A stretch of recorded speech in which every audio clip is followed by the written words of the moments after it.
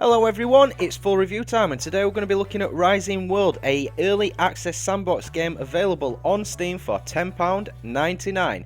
It is a very similar game to Minecraft, so if you enjoyed that, you will probably enjoy this. Three key features on this game are the endless possibilities. If you've got a creative mind, go to town on this. You can create whatever you like.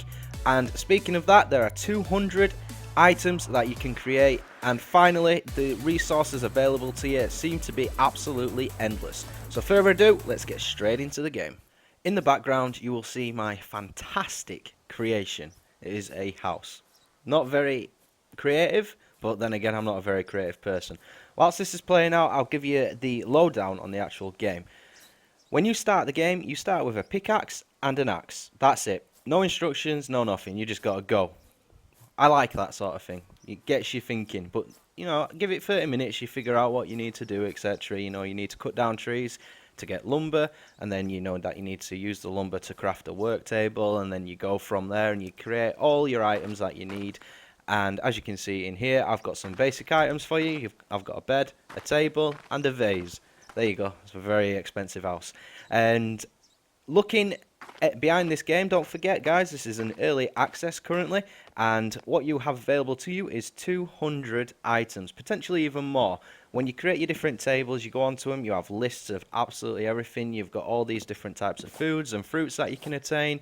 You can create weapons, equipment, you can create, like behind me there, a furnace, you can create ladders, torches, absolutely everything you can imagine. You can even go as far, once you get all the materials, to creating a bathroom suite, a kitchen suite, so you can create a proper nice house. So they've really gone into the details there, which is great. In terms of placing and interacting with items, all you need to do is hold down your right click. When you see a spanner next to a item, that is something that you can place. You use the left and right keys to rotate it.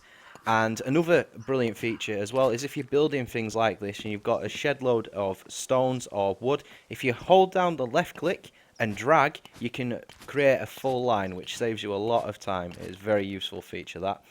And for an early access game, there's not that many bugs, to be honest, either. There's a couple of issues where if you go too close to a rock or something like that, you can actually see the ground above you.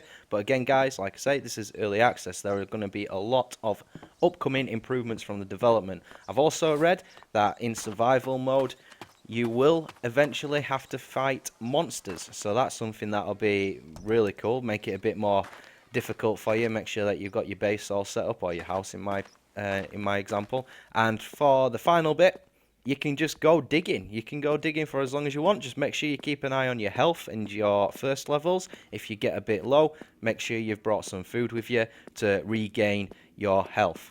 And that is it, guys. So hopefully you all enjoyed the review. I'm off to do some more digging. I'll catch you all later.